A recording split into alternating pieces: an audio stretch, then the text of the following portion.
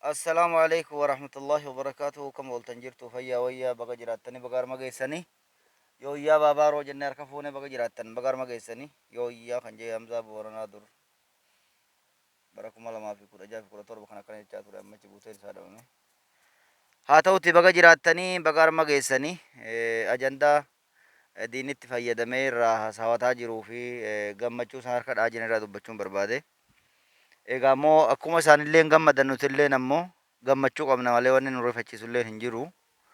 Haa ta'uti immoo diinni duraanuu namaan rafu diinni gaafa obboleessi wal dhabe gaafa firri wal dhabe ni gammada.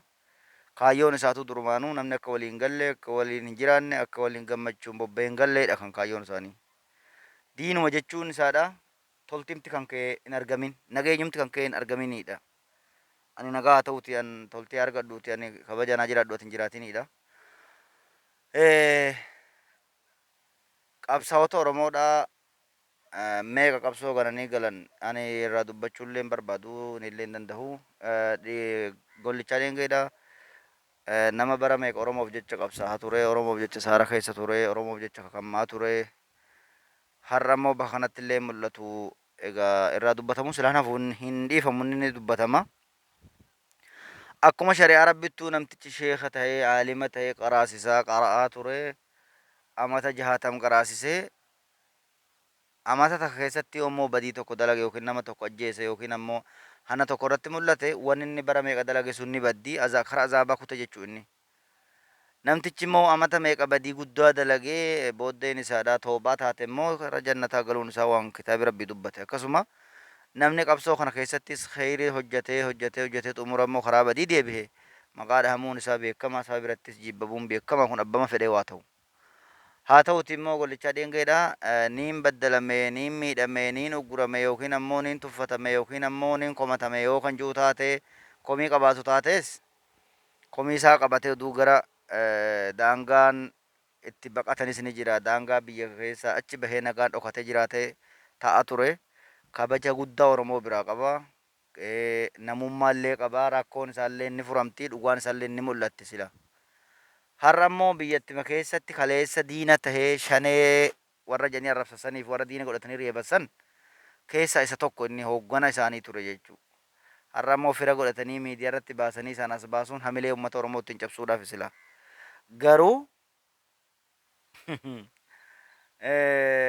kan faranjilleen gowwoomtee fi hawaasni biyyattii keessaa hundinuu gowwoomee fi inni gowwoomuu didee dubbiin tun naan fudhatamne yoo isin galtanii nagaatti leencaan bilisoomsaa jee leenci sun achuma jira ammallee kumaatamaan horee saara keessa jira.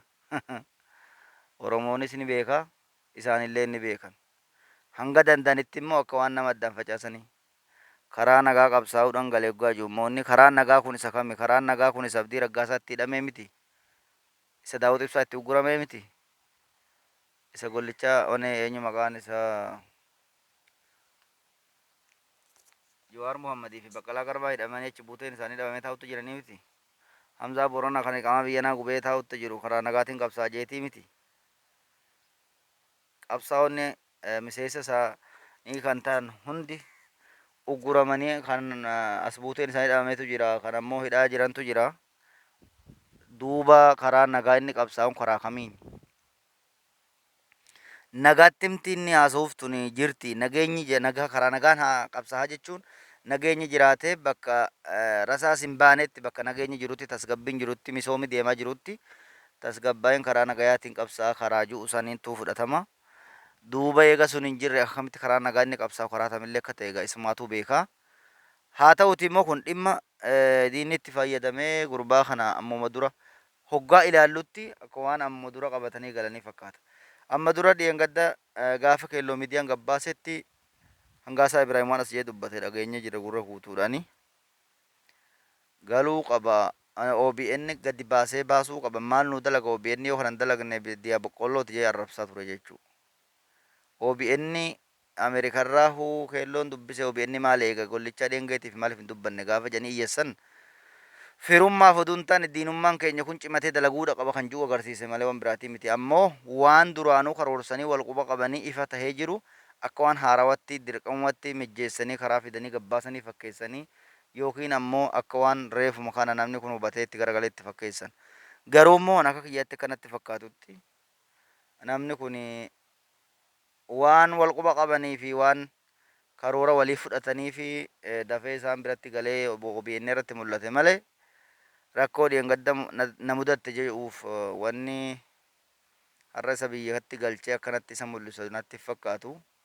Egaa jireenya isaatiif silaa inni nuun argatin raasa akkuma isaanii saara keessa waliin ture itti dhiisee biraa galee waan ta'e silaa akka itti du'ellee akka itti jeefamallee egaa laala nama gaddisiisa. Isaallee boru karaan sanuma jennee kan isaaf gaddinu ta'a malee wanni immoo qabsoo miidha jennee gaddinu tokkollee hin jiru. Maaliif lubbuu isaatiif yoo gadduu ta'e malee hayyuun hammana ga'u kuni gameessi hammana ga'u kuni akka malletti yoo salphatu taa'ee nu gaddisiisa malee akka namaa ta'e yoo jiraate rakkoon qabu. Garuu bara meeqaan qabsaa'ee bilisummaa tanan barbaada jeen dhaabbadhaa ture saara keessatti dulloome dadhabee sinagaan qabsoo kanattiin haa jahu galeetiin hawaasa tokko ta'ee jiraatuu barbaada jee harka kennee mariidhaan aduu galee kabajas qabaa bakkas qabaa saba biraayis hanga saba dalagetti ajirillee argatuu mala. Haa ta'uti garuu malkaa diinaa bu'anii gaaddisa diinaa ta'anii diina wajjin nyaatanii fira namaa ta'uun hin taatu. Kaleessa gaarii dalaganiif jenni immoo har'a diina wajjin nyaatanii diina wajjin ta'anii fira hamatan fira namaa ta'uun hin taatu. Mataa isaatiif yoo ta'e malee immoo Oromoo waa takkas hin godhu waa takkas hin godhuuf hin barbaada. Waa takka qabsoo waa takkas hin godhu inni galeef wanni irratuus hin jiru wanni dabalamuus hin jiru. Obidiyoo nama qabattee olii gadi fiddu tunis waan argattu hin qabdu isa argatteedha waa tokko. Garuu isaan hanga danda'anitti burjaajii ummataatii fi warroota isaan jala deemee jecha isaanii qilleensarra oolchuuf ajandaa banuu fi harkatti tumuu yoo ta'e malee rakkoon qabsoo hanga firee xeefiidhaa irraa firash gootu hin jirtu. Inni galeef wanni duratti illee dabalamtu tokkollee hin jirtu. Leenci kaleessa fudhachuu dide sun amanuu dide sun ammaas bakkuma san jira tan akkatti abeekani.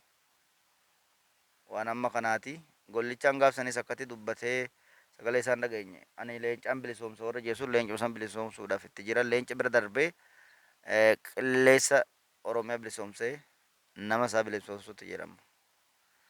Amma kana fayyaataa jiraadha. Diinni durumaanuu diina hojiin isaatis hojii diinaati. Nuti immoo warra amata meeqa qabsoo keessa ture qabsahaaf ture ummataaf yaadee lubbuu isaattis wareegee jireenya isaatis gubee jiraataa ture arrabsuus hin barbaannu innis hin dandeenyu biras hin geenyu. Garuu maaliif inni immoo of xureessa of fokkisa bakka kana maaliif mul'ata? Har'a oduu silaa daangaa keessaa bahee biyya achi deemee nagaan jiraate jiruusaadha. Kabaja guddaa qabaa dhugaan isaatis ni argamti badiin yoo jiraates ni mul'atti. Harka guddaa harka caalaa silaa faaruu fi gammachuu uummata biraa qaba ture. Har'a immoo miidiyaa fokkattuu uummata hamattu uummata xureessitu kijiba ololtu tana gubbatti as bahee hayyuun amata meeqa Oromoof qabsaa'e egaa bakka xurii tana keessa taa'ee dikee hagan keessa taa'ee dubbatu nama qaanfachiisa. Haa ta'utti fayyaataa jiraadhaadha. Oolmeenyi gaarii jenna haarawaa miti kuni. Kan isa dura darbees meeqamatu kunumatti hamatee komatee utaalee jiraatutti jira jechuu isaanumatti galee wanni fidan tokkollee hin jiru. Innumti iltira wajjin galanu akkasumatti galee wajjuma jira waan isaan godhan agarre. Shira xaxanii nama hiisisuu yoo ta'e malee hayyoota ficcisiisan kan akka Abdii Raggaasaa eenyu gurbattii takka kan jaganna booda kana hidhan takka achi buutee dhawwamte takka. Gaafa lolli walloo kunillee bu'uuf deemu bulii afur dura shira walloo irratti deemaa jiru kana dura dhaabbatuu qaba Oromoonis irraa ofirraa hubatuu qaba jee kan dubbate tokko maqaa isaa wallaalee maqaa isaadhaati gaadhiifama waliini. Haa ta'u tayyoota meeqa dhabnee egaa sanuma dalaguudhaaf yoo ta'e malee waan biraa wanni godhan hin jiru. Fayyaataa jiraadha baga nagaa taatan baga rama geessanii oolmanya gaarii jenna. Assalaamu alaikum.